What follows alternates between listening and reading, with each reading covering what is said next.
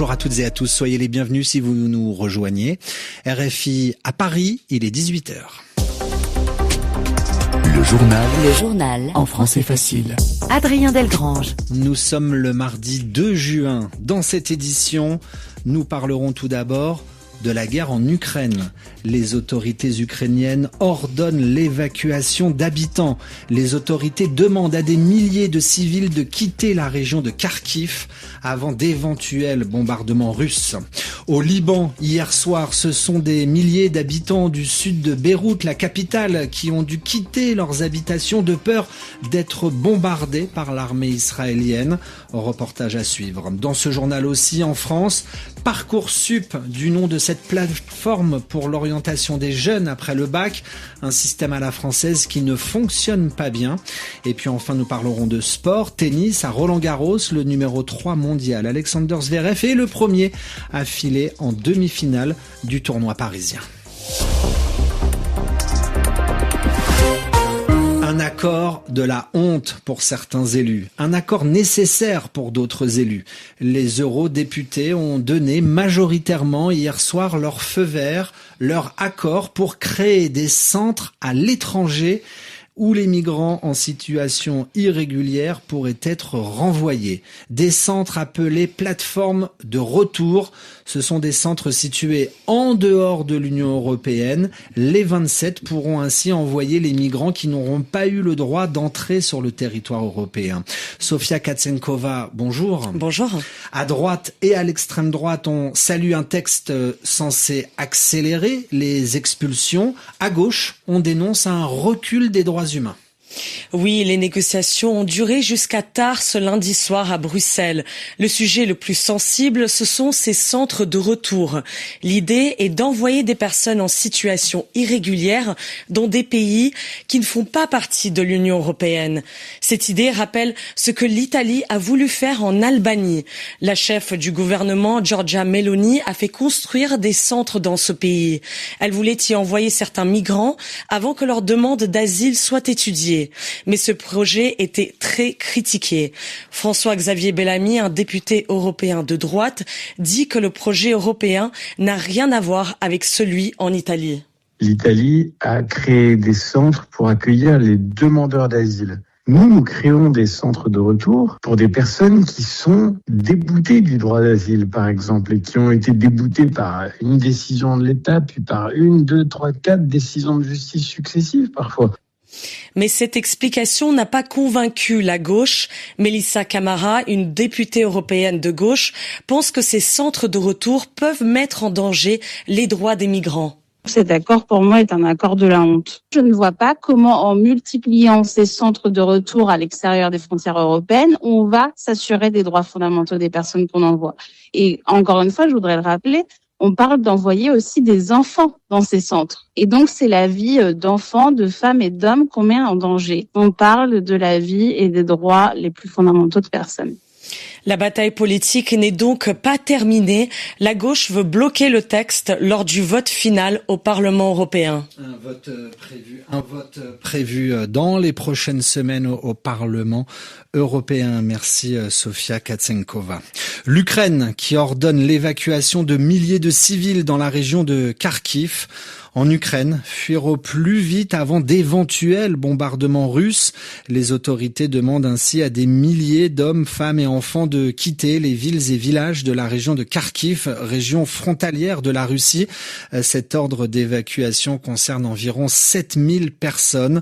Tôt ce matin, une attaque russe, au moins 21 morts, dont 15 blessés dans la ville de Dnipro. Le président ukrainien Volodymyr Zelensky demande de nouveau de l'aide au président américain pour pouvoir se défendre face à la Russie. 18h04 à Paris, au Proche-Orient. Penchons-nous à présent sur la guerre au Liban. Que faut-il croire des annonces hier de Donald Trump sur une éventuelle désescalade entre Israël et le Hezbollah? Aujourd'hui, des représentants d'Israël et du Liban ont été reçus à Washington, au département d'État, pour de nouvelles négociations directes. Sur place, à Beyrouth, notamment, l'incertitude inquiétude demeure au lendemain d'une journée sous tension où pendant toute la journée Israël a annoncé des frappes sur la banlieue sud, ce qui a provoqué un important déplacement de population. Reportage de nos envoyés spéciaux Nicolas Falaise, Jade Coury. Toute la journée, ils ont quitté la banlieue sud de Beyrouth, des familles entières dans leurs voitures ou dans des taxis collectifs. D'autres patientaient au carrefour avec leurs valises dans l'attente d'un véhicule. Ils ont lancé des avertissements. On ne peut pas faire confiance à Israël. Si tu es chez toi maintenant et qu'il y a un raid, tu ne sais pas à quel endroit. L'avertissement, ce n'est pas pour un site ou un immeuble, il frappe des quartiers entiers, tu ne peux pas savoir. La dernière fois, nous sommes partis en pleine nuit à 3h du matin. Je ne sais même pas comment nous avons fui, ni comment nous sommes revenus. J'espère qu'il ne va rien se passer. Depuis ce matin, nous sommes dans un état de tension permanente. On ne sait jamais à quel moment un bombardement peut survenir. Nous venons tout juste de quitter notre maison. Nous sommes partis seulement après les avertissements. Nous sommes d'abord restés en nous demandant ce qui pouvait arriver, mais après l'avertissement, lorsque nous avons compris que la menace était réelle, nous avons quitté la maison. En fin de journée, coup de théâtre, Donald Trump annonce qu'Israël ne bombardera finalement pas la banlieue sud de Beyrouth. Et de sources diplomatiques libanaises, on affirme que le Hezbollah a accepté une cessation mutuelle des attaques. Les combats se poursuivent néanmoins dans le sud du Liban, notamment dans la vaste zone occupée par Israël. Jade Coury, Nicolas Falaise, Beyrouth, RFI. Les Libanais à l'épreuve d'une nouvelle guerre, les équipes d'RFI mobilisées demain, mercredi 3 juin, en direct de Beyrouth. 3 éditions spéciales à écouter à partir de 8h, 13h, 19h, heure de Paris.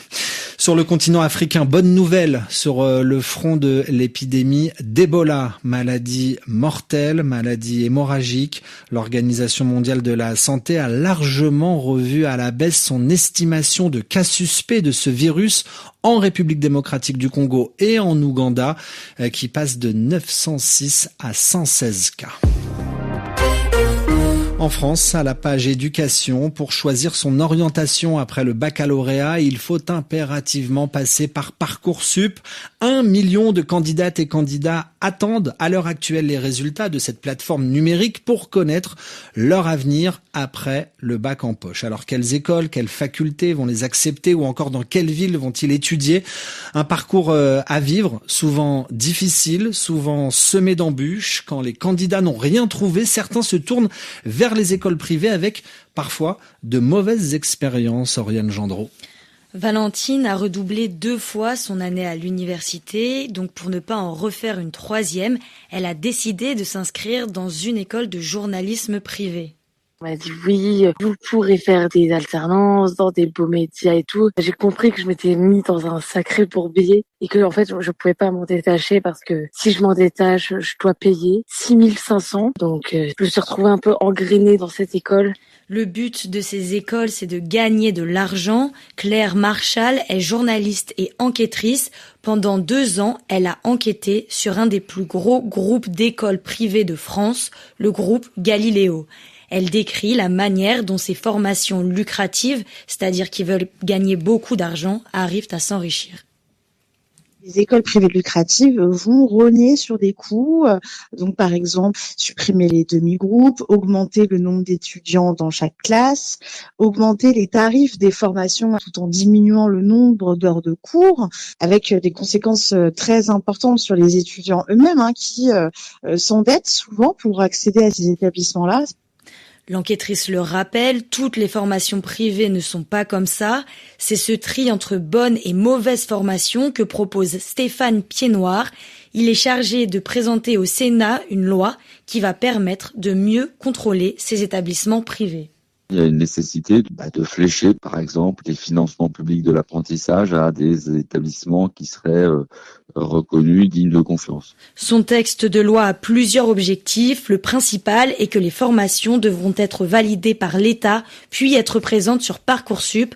Comme ça, si l'école n'est pas Merci Oriane. Oriane Gendreau dans le journal en français facile.